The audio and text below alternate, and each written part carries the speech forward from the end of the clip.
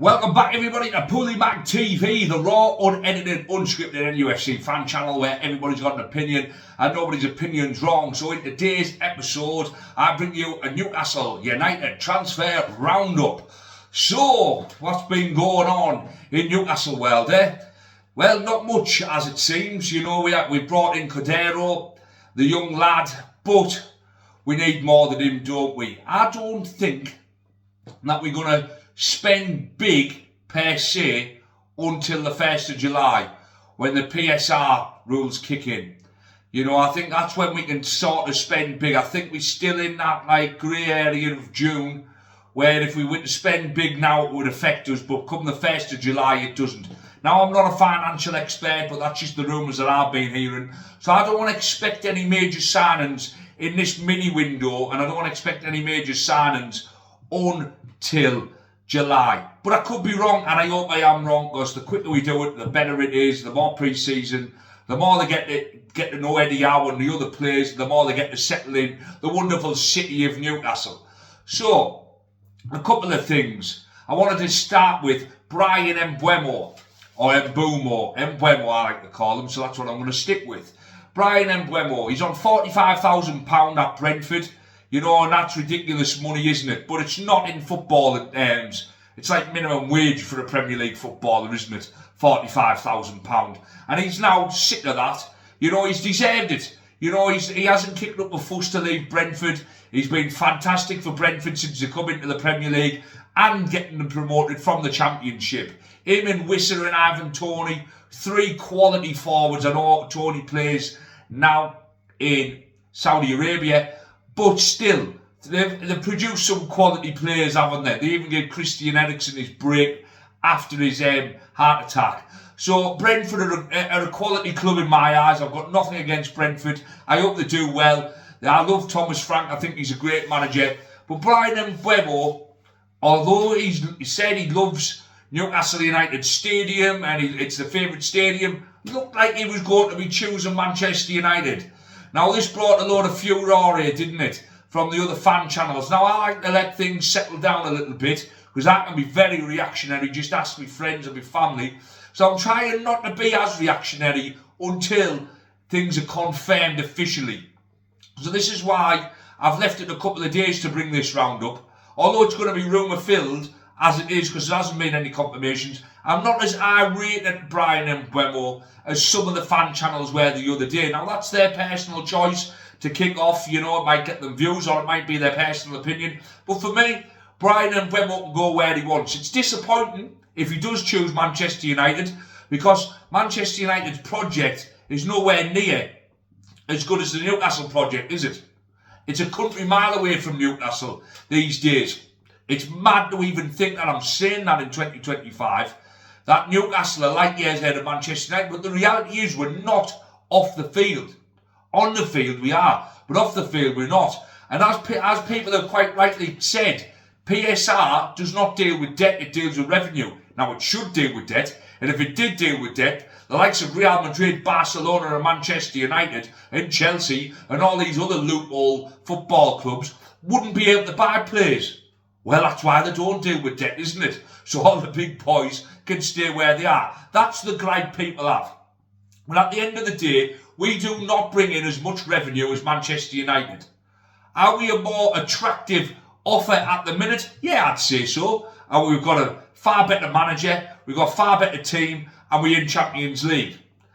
But were we willing to match Brian Mbeumo's 180 to 250 grand a week wages? Were we willing to break our wage structure, which I feel like we're going to have to at some point, on Brian Mbeumo? Now, is he worth it? In my opinion, yes, he is. He is worth it. He's Premier League proven quality. But then that upsets the apple cart with the likes of Bruno, Tonali, and Joe Linton, and Isaac, and Botman. All the elite players, doesn't it? It makes them think, well, if he's coming in, why can't I be on this? Gordon, Barnes, all them players who won't be on nowhere near that. You know, so I just think we've got to be wise with this, but we're also going to have to, at some point, bring in these players on more wages. whether it upsets other players or not, we might have to boost their wage up. But we can't keep paying lower end, because we're only going to get lower end players, aren't we? Isaac's going to want more money. Tonali's going to want more money. Bruno's going to want more money. We're going to have to give these more money, or accept that some of these players might leave and we just have to wheel and deal. Well, Brian Mbeumo, I don't think he's coming to Newcastle, and I don't care if he goes to Manchester United, because Brian Mbeumo and Cunha ain't good enough to get Man United from 16th to 4th or 5th. That's just a fact, in my opinion, anyway. So if that makes any sense, how can a fact be an opinion? But anyway, sharply moving on from that one before I go down a rabbit hole and drive the viewers away. So, we've been linked with Kingsley Coman. Now, Kingsley Coman is a quality right winger. He hasn't been used all this season for Bayern Munich, but if you look at his stats for a right winger, he's got a lot of goals in him. He's got a lot of assists in him. He's Champions League winner. He scored in the Champions League final. He knows what he's doing. He's multiple-time Bundesliga winner, the German FA Cup. You know, he knows what he's doing. He's only 28. Now, I know that's usually above where we are willing to pay, to buy. We usually want 24, 25, but sometimes we've got to attract these big names to get other big names. When people see the likes of Kingsley Coman coming from Bayern Munich, that's a statement signing. That means other players think, wow, he's going there. I didn't ever expect Newcastle to ever get him. So, well, they must be doing something right. It's a snowball effect, isn't it? When these top players come, other top players want to play with other top players. If we start signing championship players or young lads, the likes of Kingsley Coman ain't going to want to come here. You know what I mean? The fact that we've got Tonali, the fact that we've got Joe Linton, the fact that we've got Isaac, Bruno, Botman, Livramento, all these players means the likes of Koeman want to come now. But we need more players of that ilk, don't we? Now, I'm not saying Kingsley Coman's going to come. I don't think he will, but I hope he does. I really do hope he does, because he's an elite right winger. Just because he hasn't been playing all season for Bayern Munich, don't make no bones about it. He's a quality right winger, and he ain't past his best. We ain't getting Raheem Sterling like Arsenal got in the summer. We're getting a quality player. Make no bones about that if we get him. Now, other things in the transfer rumour mill. Nick Pope going to Leeds. You know, we're going to bring in Tim Krul to for homegrown talent, and Fraser Forster. So when we're in the Champions League, if you don't already know, you need a certain amount of homegrown talent. Now, the fact that we're looking to bring in Tim Krul and Fraser Forster means to me that there might be an exit pathway now for Sean Longstaff to go. I know Leeds have been interested in Sean. Now, Sean's a good player, he's a great professional, and he's a local lad, but he's not good enough to take us forward anymore. And I would quite happily see Sean Longstaff go, and hopefully he gets the send-off that he deserves, because he's scored some important goals for us, and he's had a really, really good career for us. But I think it's time to move on from Sean Longstaff. James Trafford, I'd like to see James Trafford. I'd love to have seen Garcia come in, to be fair. But James Trafford is quality, isn't he? You know, he is a quality young goalkeeper, and I think he would be a great addition to our squad. We definitely need better than Nick Pope. I don't know what the hell is going to happen with all the other goalkeepers, because it looks like we've got about 15 goalkeepers in our books. Mark Gillespie makes the tea and organises the parties, you know, 10 grand a week. Well, here, I can organise a party and I'll do it for 5. You know what I mean? Mark Gillespie must have the cushtiest job in football, mustn't he? He doesn't play a game.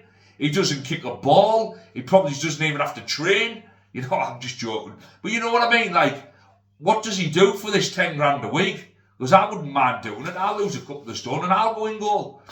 You know what I mean? So we need to sort our heads out with the goalkeeping situation.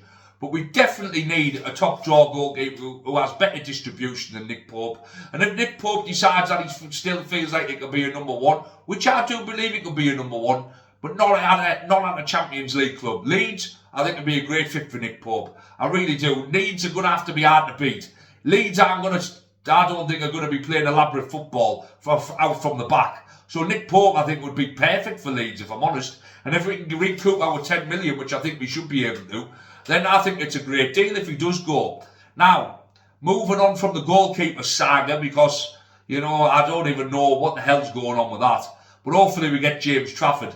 But anyway, like I say, moving on from the goalkeeping saga is Manchester City. Now, these are offering, aren't they? These are just offering to pick up to see who they can get. Kyle Walker's on his way out, so now they're looking at Tino Livramento.